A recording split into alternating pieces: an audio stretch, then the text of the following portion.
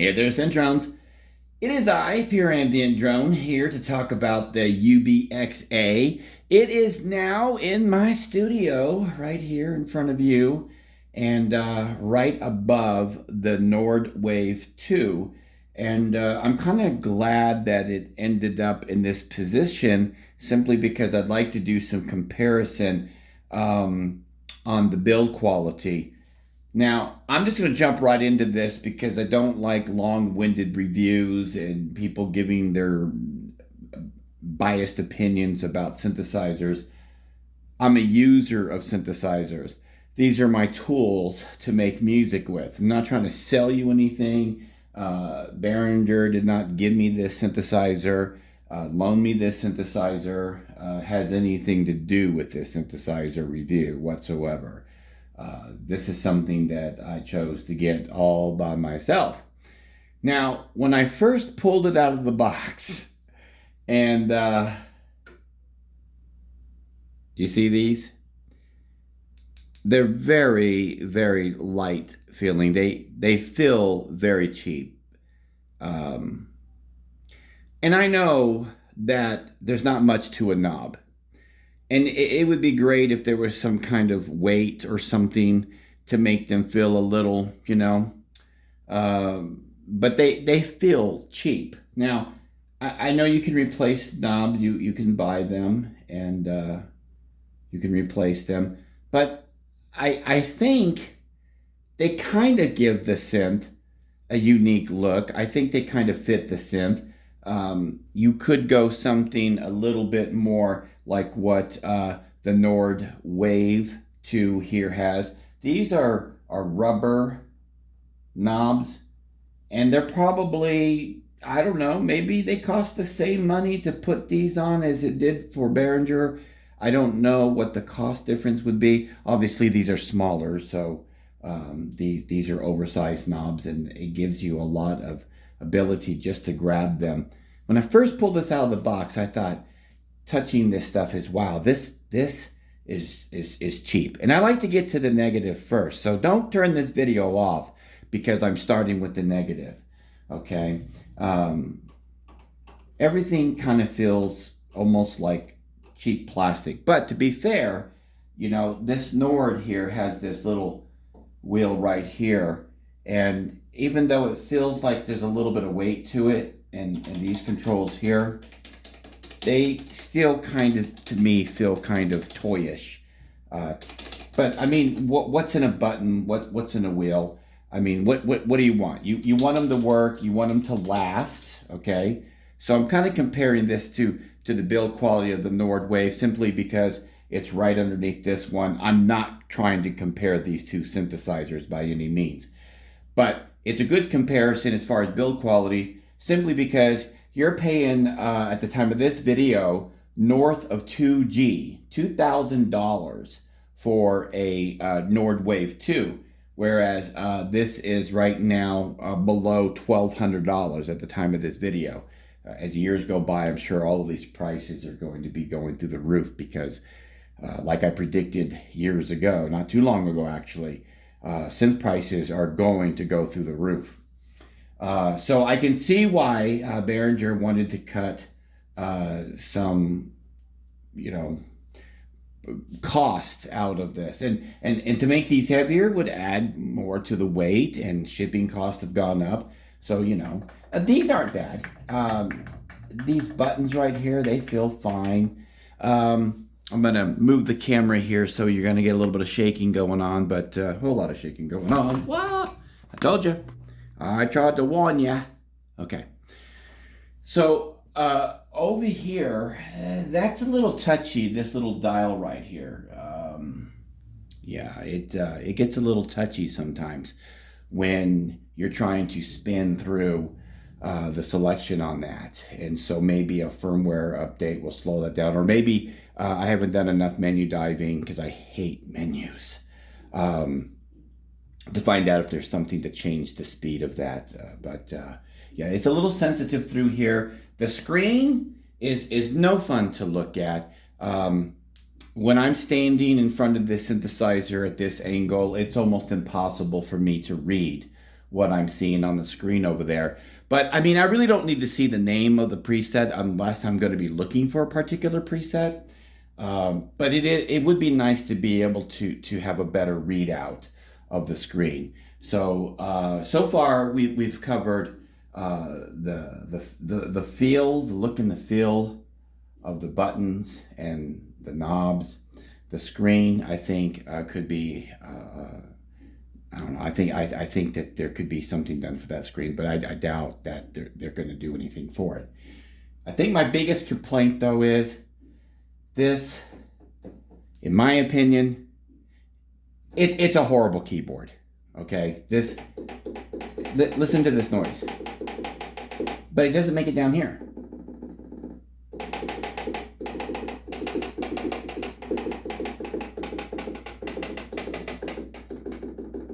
Kind of stops. See, right here to right there.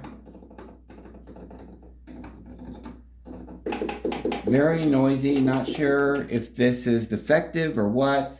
I will reach out to the company that I bought it from and maybe tell them about this issue and ask them if this is something that the other units are doing.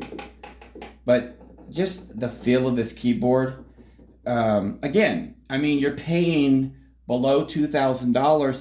If this was like 3 years ago, I would really be complaining about the price of this synthesizer, but it's going to be very hard to find a VCO. You know, everything's analog, 16 voices in a package under $1,200 in today's market.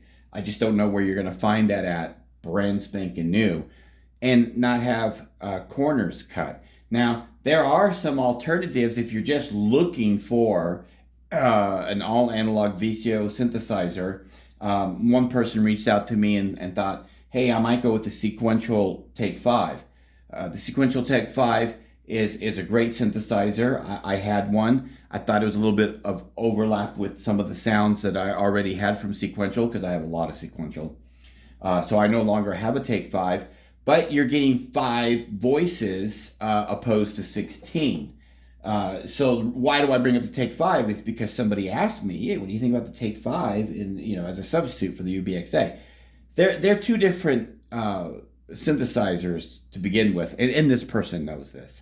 But they're just looking for something that's analog that they could, afford under $2,000.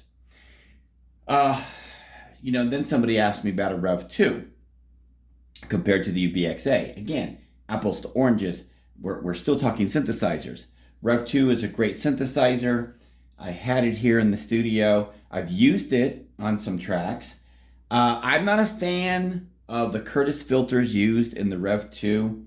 I don't know what it is. I just don't like those filters, and I'm just being honest with you. And it could just be me. I'm sure it's just me, because the Rev 2 was a fantastic synthesizer. But you're going into the $2,000 range. So when people reach out to me and say, what about the ubx-a compared to this or compared to that?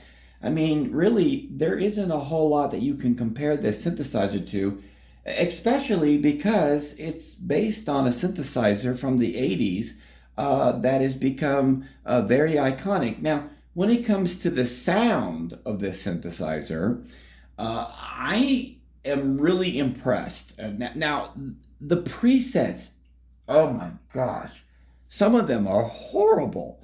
And I did a demo and I played through them, and it gives you an idea of what they sound like. But let's remember that there are no effects built in to this synthesizer. And so when you play any preset from any synthesizer without effects, you're not going to get the results that you actually thought you were going to get out of the box. And so you might buy this, play this with some headphones on like I did. I took it out of the box, put it on one of my tables out there in another room, put some headphones into it, and just started playing it dry. And I had buyer's remorse almost immediately.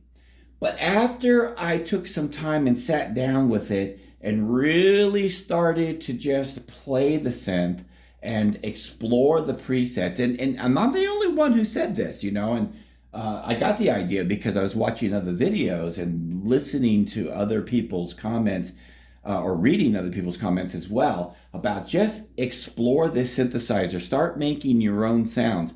You will find that this has a huge potential to bring out some creativity that you may not have known you had inside of you, simply because it is a very forgiving synth when you want to make some crazy wild sounds. This thing has it.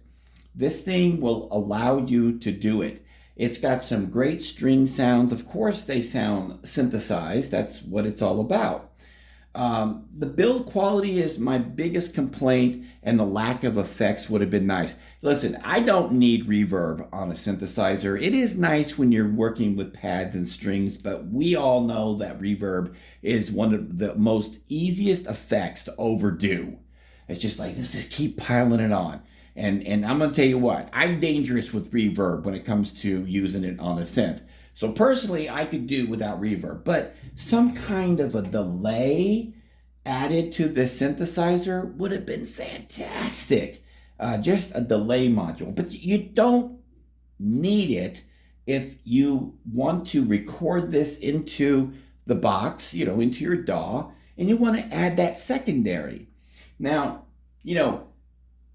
Eddie Van Halen, he did some amazing work on the synthesizer that this is based on, okay? The ubx-a. And I have read, and I don't know if it's 100% true, that he actually ran it through a Fender amplifier, and then he mic'd that up, okay, through a microphone and recorded it that way.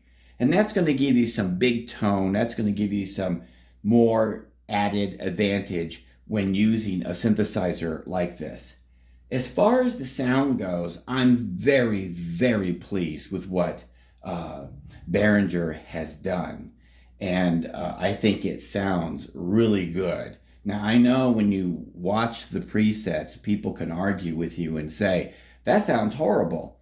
But honestly, when you open this thing up and you do add the effects, because many synthesizers today come with effects, and if not, you can add a guitar pedal to it. You can add a plug-in to it. There's lots of things that you can do to really open up any synth. And if you think that this synthesizer or any analog synthesizer sounds bad, dry, you should try taking a virtual synthesizer that is based all in the digital world, okay, has nothing to do with analog, and play that dry.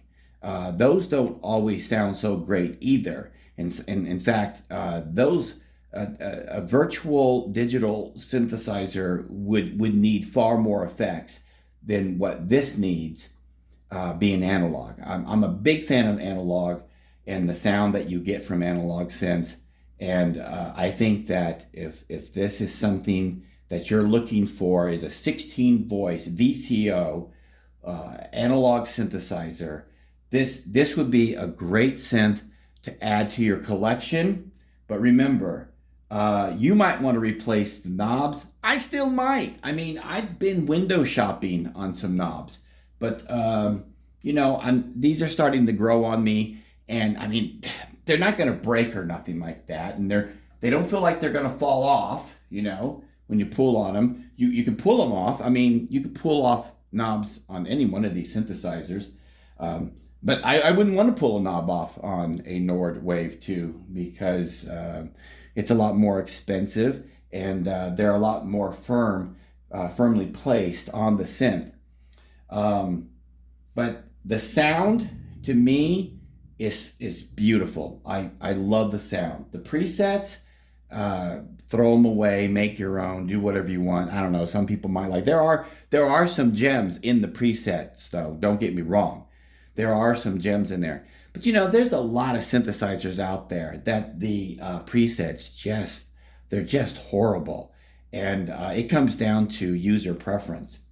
Now, one thing you got to understand about any analog synthesizer, especially something that is, a VCO, these things have to warm up, okay? You don't just turn them on and play. You have to warm them up unless they're DCO, okay? Even then, I would give them a little moment or two, to get going. But I don't think that's exactly necessary on a DCO. But on a VCO, you have to let these warm up. You have to let them settle in. And temperature on a VCO. I mean, if it gets extremely cold in here or extremely hot, I will notice that my OB6 and my Prophet 6 will be a little quirky, and I have to let them sit for a little bit longer. I was watching a video a couple of days ago, and they were talking about why lava lamps are in old studios, were in old studios. And they said that's because it was once a lava lamp was turned on and it started bubbling up, the wax started to melt, that it was time for the tube amplifiers to be warm enough to use.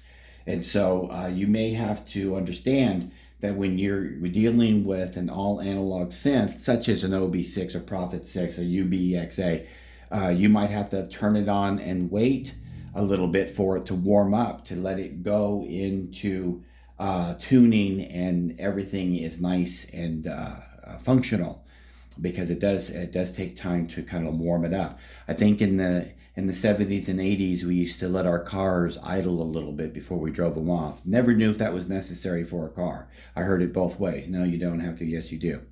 But with synthesizers of this caliber, you have to. So the build quality to me, the keyboard, horrible. I mean, if I was going on a scale 1 to 10, 10 being the best, I would rate this keyboard a 4. I mean, I don't know. I mean, I've seen worse keyboards, but I'm not going to say where I've seen them. But this is pretty bad. I mean, I don't know, 4 or 5, and we'll see how it holds up. I mean, I'm hoping that this synthesizer's keyboard's going to hold up.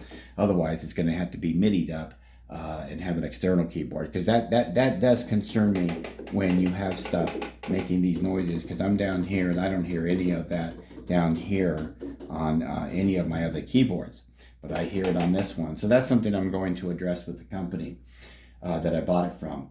Let's see. Let me think. There isn't a whole lot more that I can do, or say, I should say, about this synthesizer. I've already done a demo on it, and I'm probably going to do another demo on it. So I'm not going to do one here in this video, but I don't know. I might clip some on at the end of this video. I hardly doubt it. I like to do these videos in one shot sometimes and just get them out there. But you can search my channel and find demos, or a demo on this, at least one, and you can find demos all over the internet for this synthesizer. But I think for now it's a keeper. I am going to contact the company. Like I said, it's the 3rd time I'm talking about this. This concerns me, and I'm going to ask them what they think about this, and should I send it back for a replacement or something. But other than that, I think it sounds great. The wood sides, they're not really wood. The look is retro. I mean, it looks like something out of the 80s, and it sounds great. So other than the build quality, I say the build quality, I was going to give it 1 to 10. I don't know. I mean, other than the keyboard and the quirks over there, I'm probably going to give this maybe a 7 or something out of 10. But, I've had expensive synthesizers come broken out of the box. And not because of shipping, just simply because quality control didn't catch things. But that doesn't mean they weren't built good to begin with. It just means that things happen along the way, because things do break. This feel of this keyboard is very deliberate. These don't feel weighted at all, okay? They feel very cheap and plasticky, and they don't feel good under the fingertips, but so far they're working. And I did do the old test that I do anytime I get a new or used synthesizer in here. I go all the way up and down the keyboard to make sure everything's working. So yeah, the negatives are the knobs feel cheap, the keyboard feels very cheap, and the selector over there is very touchy when you're scrolling through with that over there. I'm sure they could fix that with the firmware. The sound is great. The positive part is that the sound is great. The rest of the build feels very good. The sides are okay. I mean, they're not wood, and they don't look to me as being wood, but that's okay. They fit the scent, I guess. So they they're okay. Everything else here feels nice and sturdy. So maybe in the future, Behringer will address the keyboard or something. Maybe they don't have to. But I'm Pure Ambient Drone, so hit that subscribe button, tap that bell, leave a comment below. But above all, the most important thing is just keep calm and synth on.